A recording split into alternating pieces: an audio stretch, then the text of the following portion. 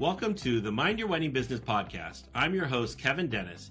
In addition to leading the charge at Wedding IQ, I also run Fantasy Sound Event Services, a lighting and entertainment company based in Livermore, California, that I founded over 30 years ago. Each week on this podcast, you'll hear thought-provoking and empowering interviews with wedding professionals who have found success in the industry. If you're a business-minded wedding pro who loves love, but also cares about their bottom line, buckle up and get ready to learn from a new industry expert each week. All right, folks, welcome to another episode of Mind Your Wedding Business. I'm here with Raman Bains. And Raman, tell us a little bit about yourself and how we got you here today. Yeah, well, thank you for having me. My name is Raman. I am owner of R&R Event Rentals, which is a primarily decor design, a little bit of rental company. And we specialize in like cultural events and specifically South Asian Indian weddings and celebrations. And then I also own Brownstone Gardens, which is an outdoor wedding venue located in Oakley, California. And I run both businesses with my husband.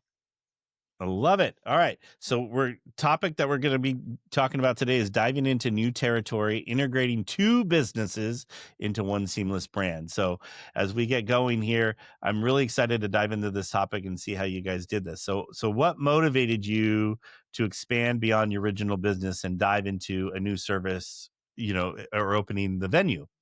Yeah, absolutely. So me and my husband, when we got into the wedding industry, a venue was always just like something we daydreamed about and would just talk about like, oh, one day when we have a venue and wouldn't it be nice to have land where we live and have a venue? And it was just like this like conversation that we would just have consistently.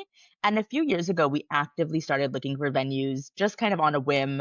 And then we kind of stopped looking because we're like, oh, it's not going to happen. And then just recently, about 8 months ago, somebody sent us a listing for a venue that was on sale, which was Brownstone Gardens. And we just kind of jumped on it. He saw it. He was like, let's go look at it. We went and saw it on the first day that it was listed. And we walked in, and first I was a little skeptical, but I fell in love very, very quickly. And we just made an offer and kind of went for it. And it's one of those things, I think, initially when we started our decor business, we didn't really have like a plan. It just evolved. We got married and we started a business, and then it just grew and grew. And then we've been doing it for 10 years and now we have kids. And it was kind of like, well, what's the exit strategy? What's the plan? What's next? And I feel like a lot of wedding pros, you start as a passion project and then it grows, kind of on legs by itself. And you get to a point where you're like, now what do we do with this? We built this business, it's our full time. Like, how do we either sell it or make, retirement from it or like grow with it? And so that's kind of how the venue, conversation realistically came into the picture. And that's kind of the step that we took to be like, okay, now we have the experience from our decor business to now have that be brought into a venue and then have this like secondary income source. Yeah, that's kind of how it all came to be. All right. So was it difficult to bring Brownstone into your other brand, or like what hurdles did you have to Yeah. overcome? And so we were really fortunate to have our like a good social media I guess presence with our first company.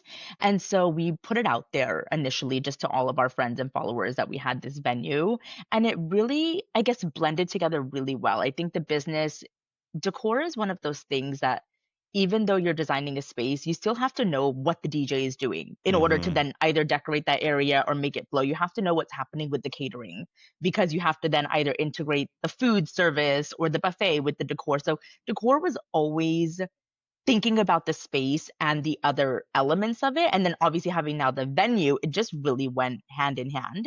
So I think in terms of like integrating two businesses, it wasn't as if it felt that they were very, very different. They kind of fit together nicely versus maybe a different part of the industry. If we were in like, security or something else, maybe it wouldn't have been as seamless of a transition, but it's been pretty easy to blend the two so far. All right. Love it. What are some of the biggest surprises or challenges you faced when going into this? I I think looking into it, it's almost like, when you look at a business from the outside looking in, it just seems easier. We're like, it must be easier to have a venue than decor. Like decor, the inventory and the storage and the transportation and the setup and the physical and like all the things that come with it. And we're like, oh, venue should be like easy peasy. And it's not. I think Yeah. realistically, I think when you think about just the overhead and like the expense of it, that's like a huge, I think, part that maybe initially we were a little bit naive on. We kind of went through our, Okay. all of the numbers of like, well, this is what it costs to run the day to day. And the venue itself, it's like an outdoor garden. So we didn't take into account like, oh, trimming the trees once a year costs like $30,000. Like, oh, we didn't know, well water and certain things have to be done in that. It's like an X amount of expense. And so it's almost like you don't know what you don't know until you're in it. Yeah. And so I think that the most challenging has kind of just been the additional, I guess, like logistical expenses and operating expenses that we just were not aware of. We're like, oh, these things actually cost quite a bit of money and are like the maintenance side of it has been like a little bit more, I think, than we initially expected. And that's, I think, so far the biggest challenge. It's funny that you say the trimming the trees part Yeah. because I was at a venue that we both work at, cleaning up from the weekend, and I was there, and there was these guys trimming the olive trees and trimming all this stuff, and I'm like, and I don't know, I'm like backing my trailer in to pick up our scissor lift, and I'm just looking, and I'm like, I never even thought like this is how the soup's made. Like I'm like, Exactly. And it's things, I guess it's kind of like owning a home. There's always like, oh, a light bulb is out or like the plumbing or there's always something. And so this venue has like a couple water features. It has all of these unique elements that when you see it, you're like, oh, beautiful. And then you get into it and you're like, oh, plumbing for the fountains and plumbing for the, and the fish and the cleaning and like all these other things that you just kind of learn as you go. And so we've been really fortunate. The venue when we purchased it had a really solid staff and team that has just been oh amazing, and we've been able to keep them on, and they know all the ins and outs, which has been super helpful. I think had we built from the ground up or kind of walked into a different situation, it might not have felt as easy. yeah, all right, that's well, that's I'm glad you have the team in place because that's probably making the whole transition a whole lot easier to go Oh my through. gosh, yeah. I Yeah. think it's we've been very, very fortunate to have like a manager that's been there for multiple years and kind of walking us through what works and what doesn't work. I think going in from the outside again, it's kind of like you go in it with fresh eyes, which is Mhm. really great, but then you also don't know kind of the ins and outs of how things work, and so just having someone there to guide us has been amazing. All right. Well, so as the wedding industry evolves and the event industry evolves, why do you think so many wedding pros are choosing to diversify their services? Yeah. I think a lot of us are multi-passionate. I think a lot of us kind of come into this and you have maybe like, your foundational set of skills. And then all of a sudden you're like, but I also like this element or this element. So I think part of it is just as we evolve and grow as people, I think it's just that continuous education and learning and like fulfilling maybe more of that for ourselves. And then I also think the other part of it is it's kind of just what couples are asking for. And so for Mm. us, from a decor standpoint, we started with like one set of pipe and drape. And then a couple's like, oh, I need to drape the ballroom. So we're like, okay, cool. So we're buying 50 of these. And now we have all this fabric. And then someone needed, centerpieces. And so we would reinvest into that and just slowly grow and then started doing like planning and coordination because it just kind of fit into the design. And I think even from like the DJ side, like you start with sound, then you go lighting, then you go right, it just kind Yeah, of yeah, yeah. grows on its own. Yeah. It's And so I think a lot of it just almost happens naturally as you grow as a business. yeah, and I think a lot of it too is like clients' needs, So like when you have a client and they're asking you for X, Y, and Z, and you don't have it, and you're like, oh, I can purchase X, Y, and Z. Let me look into, and then that's how some of us diversify and grow Yeah, because I will say it's come with its challenges of sometimes you think, "Oh, this could work," and you get it, and you're like, "I oh. should never have done this, stepped into that role. That was a bad decision." So it has come with that side of it as well. No, and I think that that all always happens, and you learn, and you're like, "Oops, never going to do that again." I mean, that's Exactly. that's kind of how we grow. But yeah, I mean, it's funny because I got married 17 years ago, and I own zero chandeliers, and now that's and so now look. fast forward 17 years, and we're more known for our chandeliers than we are for anything that we do in, with our company. So it's kind of always makes me laugh because it's Yeah, like, absolutely. When I think of you guys, I think yeah, ceiling installations. Like the yeah, first thing, yeah. I'm like, okay, who do we call for like getting on the ceiling and rigging something? Yep, and that's not where we started, believe it or Which not. is, yeah, that's so funny because you started as a DJ, I Yep, recall, right? Yeah, 100%. Yep, yep, yep. That's yeah, and that's a lot awesome. of a lot of us weirdos in this industry have started out as a DJ, and then we've grown on to other things. So but it's so true. So, all right. So Yeah, I love it. how did you navigate learning, this new side of the business while still running your other side? Like, it's got to be Yeah. very. It might. I think it's very stressful. Like, so. How did you manage all this? It's definitely stressful. I think we were already kind of stretched to like max capacity in our decor and design business. And so coming into then a secondary business, it's definitely been stressful, but it's almost as if like as I mentioned, like the two fit really well together. So like we have a decor client and we're like, oh well now we have this venue. And again, it's just like kind of fits really well that it's not been I guess what am I trying to say? Like the easiest way that we've been able to grow both together is just promoting them together, if that makes sense. Okay. Yeah. Yeah. And it's kind of like it fits well. It fits well in that sense. But in terms of like time management and things like that, it's definitely been, literally one day we're doing R&R event rentals and the next day we're doing Brownstone Gardens. And it's just been trying to balance the two in that sense. Well, I'm sure it's helpful that you have a team at Brownstone that is helping you guys with that. Absolutely. Yeah, Yeah. absolutely. On the R&R side, I'm in the day-to-day, like the emails and everything, the, couple facing, that's all either myself or my husband. And then in Brownstone, we do have that staffing in place. And so, we rarely have to chat with couples. As much as we love that, personal service, I don't think we could currently do both. And so having a team in place that really can step in and kind of take care of that day to day has been really, really helpful. Yeah. Love it. All right. So, what strategies have helped you successfully balance multiple businesses without burning out? Yeah, I mean, me and my team, we always laugh. We call ourselves like team no sleep in the sense of like it's wedding season and because we specialize in Indian and South Asian events, they can be multi-day, Yeah. back to back functions. Or long days. That's the Or other. very, Yeah. very long days, Yeah. yes. There's split days, like a morning and then an evening. Hmm. And so, one thing that we always do is really being organized and like prepping in advance. Like we will Okay. have piles in our warehouse of just, decor that needs to go out for specific events and just kind of like packing those weeks in advance. We do a lot with like silk florals as a base for different structures. And so like Hmm. building all of that to a Yeah. 90% finished at our warehouse as opposed to going on site and trying to like get all of those elements done in whatever venue, setup time has been given to us. That's been really, really helpful. So I'd say whatever we can do in advance has been the biggest takeaway over like, learning for the past few years of how are we going to manage multiple either events in a day or multiple events in a few over a few days. It's just being organized and prepping as much as we can prior to getting on site. Hmm.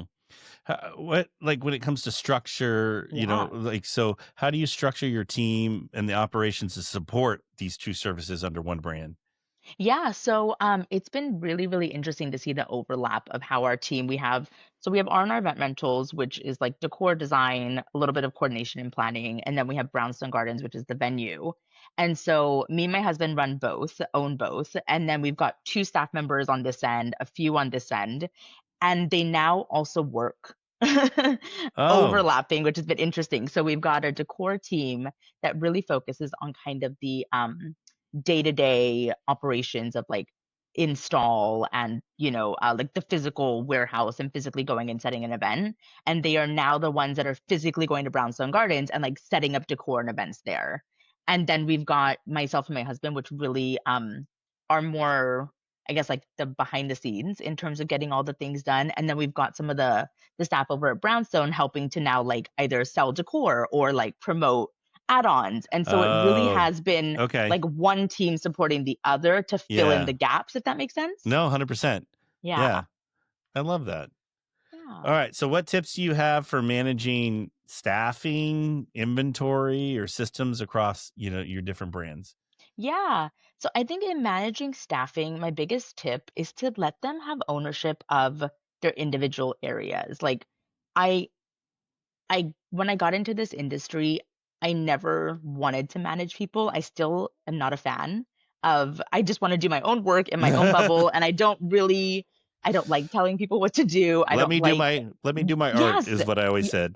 Yeah. 100%. I'm like, I'll take care of the setup. You guys go do all the other things. Like I just enjoy that part. And so managing people has always been really challenging for me. It's not Okay. something I think I excel in, but I think one takeaway that I've really learned, especially over the past year, now having 7 people under us, um, is just letting them take ownership of their individual stations or work or what they're doing, and being there to support them if they have a question, if they need resources, if they need financial backing because they want to purchase a program that would then be helpful, like whatever that might look like. But Hmm. just letting them have that ownership, I think it makes the job for them more fulfilling. It makes them want to do more because they can see, you know, steps 1 through 10 completed by them. And I think that's a great feeling. And then it's helpful for me to not have to jump in and micromanage like everything that they're doing or feel that I'm like, you know, I guess being bossy and being annoying. Like I don't like that feeling very much personally. So that's been really helpful for me of just trying to like let them take it and step in as needed. Now, is there any kind of tech that you're using with the stat? Like, Yeah. okay, so like, what Yeah, kind of? so we use 17 hats Okay, for kind of like our CRM invoicing contracts. We use HoneyBook as well, also for like contract invoicing payments, messaging. We use Slack. Slack has been a new one that I've been okay, introduced to this last year just for like messaging internally and like just trying to be organized. So having lots of different channels of like is this a decor question? Is this a maintenance question? Like just trying to really separate out the different areas in Slack and and trying to be organized in that capacity. I think those are like the three that we okay. use the most. And it was in Slack. I mean, because I feel like every business needs some kind of a messaging system. Do you Yeah. feel happy? I mean, Oh, I confident? love it. Okay, and I do. easy. Yeah, previously I feel like they would like text me and I'd be like, I kind of hate texting, group texting. I hate texting clients. It's like a pet peeve of mine. And I know it's where we're going in terms of an industry. So I'm trying to Yeah. get on board. Like I'm really trying to get on I'm board. with you on this. Yeah. Yeah, I'm with you with that. But thankfully, there's great tech coming out in this world, Yes. and like even like I was looking at Zoom recently, and so Zoom, believe it or not, is becoming they have a voice over IP, so you can use it as your phone service, but they have a whole texting feature as well.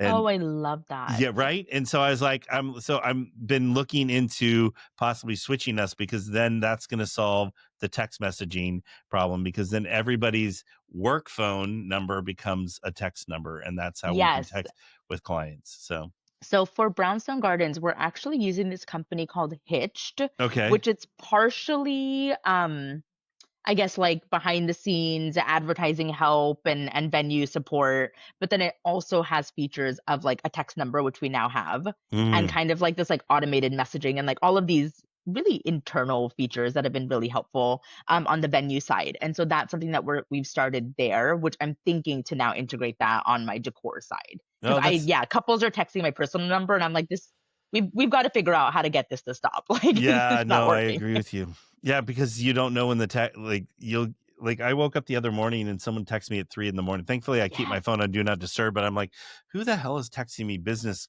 things at 3:30 in the Yes. morning? Yeah.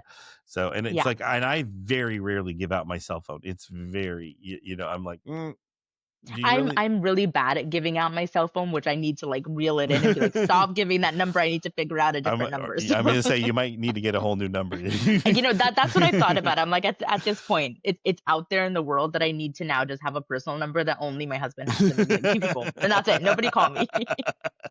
I love it. All right. So Yeah. when combining these businesses, how did you approach like brand identity so it feels cohesive and not confusing to couples? Yeah, so we've very much kept the brands separate. Okay. So we still have our R&R event rentals, and then we have Brownstone Gardens. They have separate Instagram accounts. They have separate, logos and everything like that. But I've been using our R&R page a lot more to promote like Brownstone Gardens. We've been very much the face of our R&R business from the beginning. It's, Yeah. when we started our business, it was me and my husband. We would just kind of like build our journey on there, and it's been somewhere where we've really been able to like grow and connect with like people that follow us, like so many of our couples. And so we really wanted to share Brownstone with them, and that feels like our community, like our home base. And Mm-hmm. so we've been sharing a lot about Brownstone Gardens, in that capacity. We haven't been doing a ton the other way around, Oh, okay. because I feel like Brownstone is, I should say, R&R specializes in like those, cultural events. And Okay. Brownstone Gardens, we didn't want to limit it to feel Oh, so it's just overly okay. like cultural, or overly that our decor company is, you know, coming in and taking over the space. We really wanted the couples and people that have worked at Brownstone in the past, or vendors that are familiar with it, to continue to know the brand individually. Yeah. Okay. And so we haven't done a ton of like, I guess, cross marketing this way. But we have been offering a lot of I guess like add-ons and things like that to kind of like, make it known that the brands do Coexist. intermingle. Yeah, Yeah, okay. exactly. And on the website, on our website have like now a page of like the venue, and this is what it is, and vice versa on the Brownstone website. So I think, keeping, for us at least in this case, keeping the brands separate, but then knowing that they're almost like built under one, like, I guess, main ownership, is kind of Yeah. where we're taking those. And then we're very on the fence of how much of the face we want to be of Brownstone Gardens, or if we want that to really be a standalone business, and just, the beauty of the venue and the garden be its own kind of moment, and not really have to have us as like too interfacing with that. Yeah. Okay. Well, and I feel like you're gonna struggle with that until you figure, yeah, it's Very gonna much so. It's yeah. a daily, like, do we combine? Do we keep it separate? But I think brand identity is so important, in the sense of like, if someone, especially vendors that work currently at the venue, they're used to a certain look and feel and management, and we didn't want to come in and like rock the boat or make anyone feel uneasy. We are very much wanting the venue to continue to run as it has been. It's actually been a venue for like over 20 years. Yeah, I can say it's been there And for a long time. So yeah, yeah. So we really wanted it to continue to feel, the way it's felt. hmm.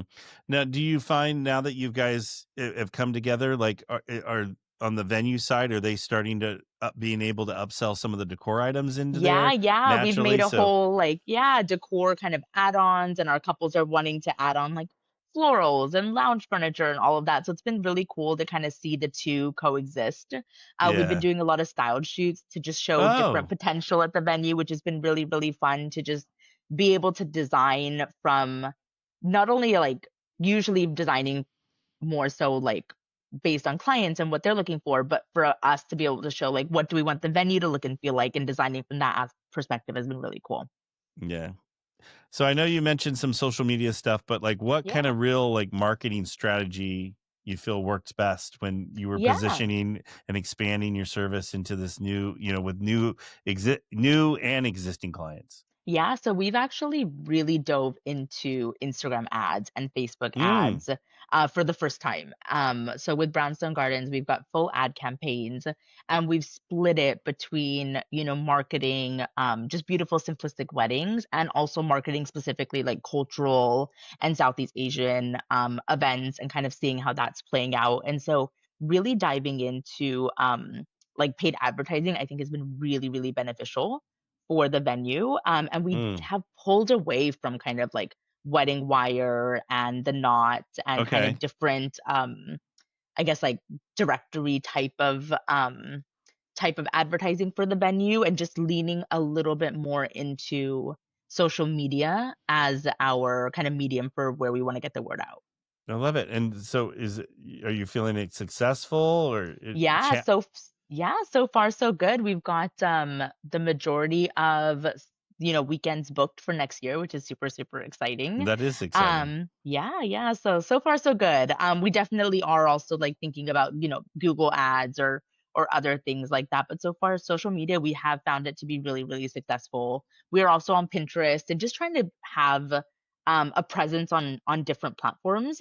We have not touched TikTok yet. I don't know if I can get Well, on that many, but I that's was gonna say when we don't, they dangle TikTok over us like it's gonna be there, and it's ever forever expiring. So it's like I don't know how much we should invest into TikTok right now. it's tough. I feel like there's so many different avenues and channels that, and you can only do so much, I think. And I also think it's like, instead of splitting, like an advertising budget over five or six, like really going in to one or two of them, I just has feels a little bit more beneficial. Yeah, and in talking to a lot of like wedding professionals right now, it seems like a lot of wedding professionals are focusing on the Instagram and the Pinterest side of it, even though TikTok is where I feel our current generation of clients are going for entertainment purpose, I like agree. that kind of stuff. They still kind of come back to Instagram and the other parts because that's where it is. So it's interesting. I don't know. I mean, that's a whole nother podcast that I think we would be able to. Absolutely. I mean, I've been hearing a lot about just even ChatGPT and how you really just have to figure out like how to get your name brought up in those searches. And that's just like even a whole nother category that we now have to get into. Well, and it's even funny you say that is my daughter of all things asks Alexa about me all the time and who I am. So I'm just like, and I'm blown away what Alexa says about me or our company I or love it. yeah. And then she always asks Alexa, what's the best wedding business in Livermore? And some rando business I've never even heard of always comes up and it pisses her off. But I'm like, I don't even know how to get like, how do I even get into that to where we are the ones coming up. Yes. And it's funny because I have no idea who this business is, and I feel That's like so in my funny. market, I'm very well connected and Yeah. like I know everyone. So it was very kind of interesting to me when she, my daughter did, you gotta love a 10-year-olds. They come up with the But craziest stuff. it's funny that you say that, because I feel like that's where search is going. Like it's going away from Google or areas where we potentially have like strong SEO, and it's going into these other odd sources of like, how do we even get noticed on there? Like what's happening? Well, even like in my office, like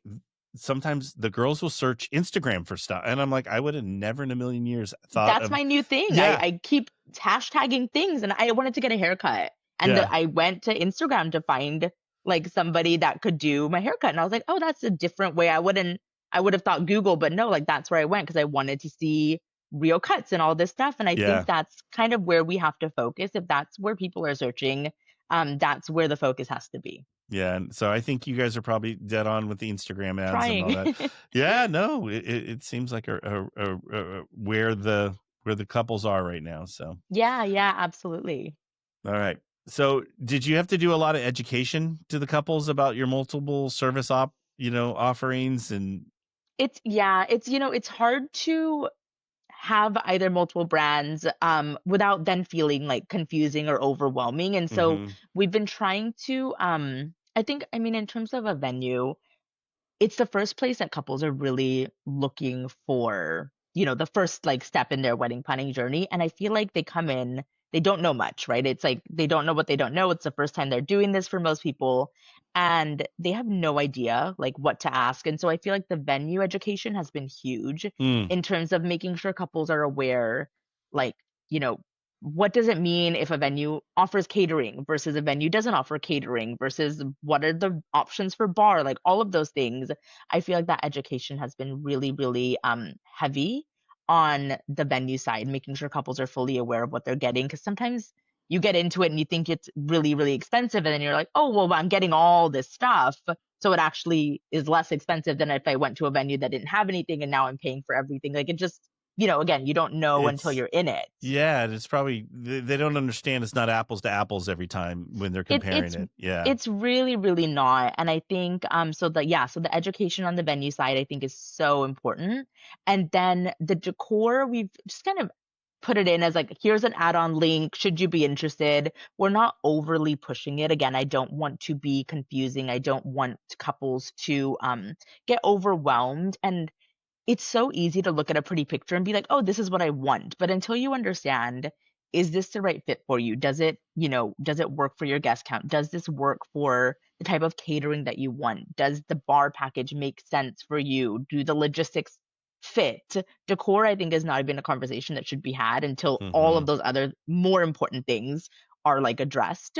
And so we just kind of leave it as like a little line item of like, hey, if you're interested, we can chat more, but we're definitely not pushing it too much. We want couples to come in and feel it's the best fit for them and understand like all of the most important elements before even getting to that conversation. Yeah, I love it.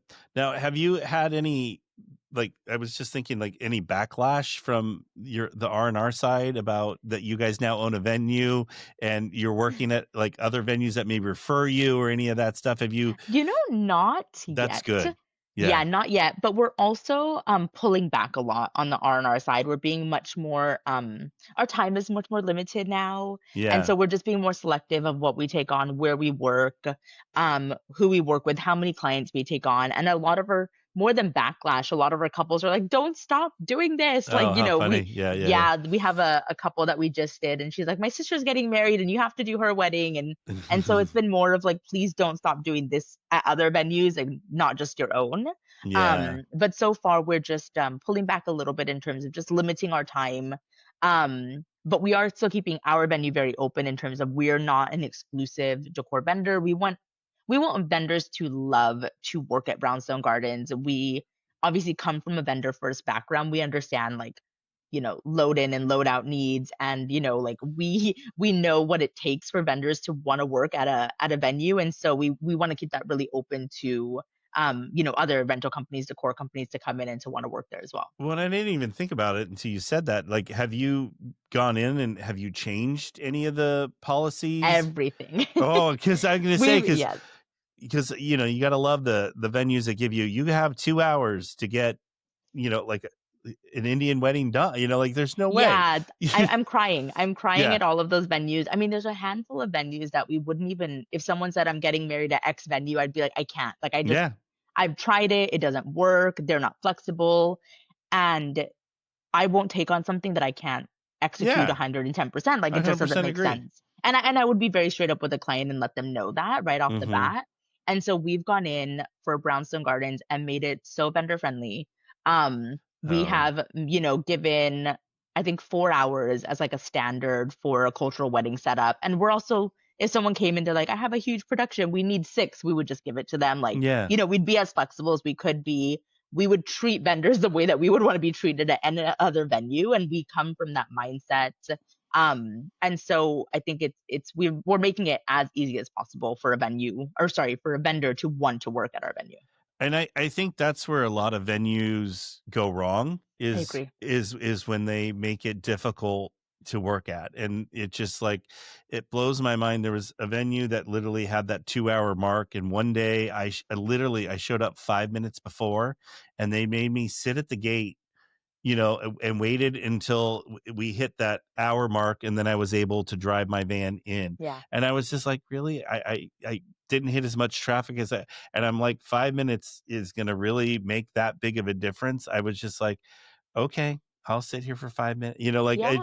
but it blew my mind because it's like, why not let me in? And now we have, maybe I'm going to be 5 minutes ahead and things will be a little bit more relaxed on the other, it's some silly things that these venues really hold on to.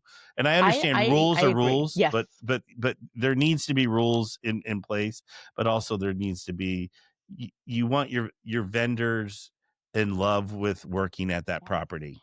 Yeah. Yes, I think I agree with you. Rules are rules. I understand like the reasoning behind having like a 2-hour gap where you want to Mhm. already have your table set with your staff so that vendors can come in and things are ready. Like I understand that, philosophy, but I think ultimately I think venues forget that vendors are like the heart and soul of a wedding. Like if a vendor doesn't work well at your venue because you have too many restrictions, because you haven't given them enough, because some venues are actually like a little bit rude, honestly, like for no reason, kind of like, Yeah, no, we're I coming agree. in, we Yeah. respect your space, and we're not asking for much, and we try to be very, very mindful.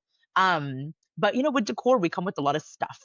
We come with a lot of things that we have a lot to do in a short amount of time.